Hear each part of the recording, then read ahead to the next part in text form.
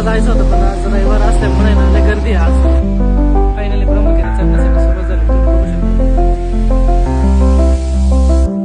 पायऱ्या एकदम मस्त आहे.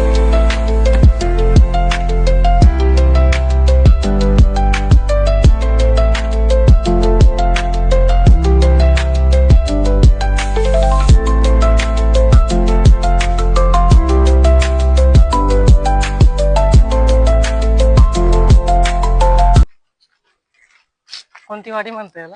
गंगावाडी म्हणतात तिला. 40-50 वस्ती घर आहेत तिथं. अच्छा. हा.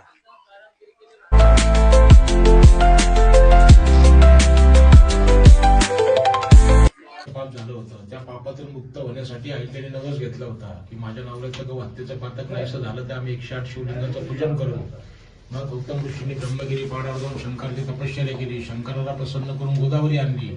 गोदावरी आणल्यावर ते त्या पापातून मुक्त झाले. मग त्यांनी इथे येऊन 108 शिवलिंगाचं पूजन केलेलं आहे या ठिकाणी. या ठिकाणी.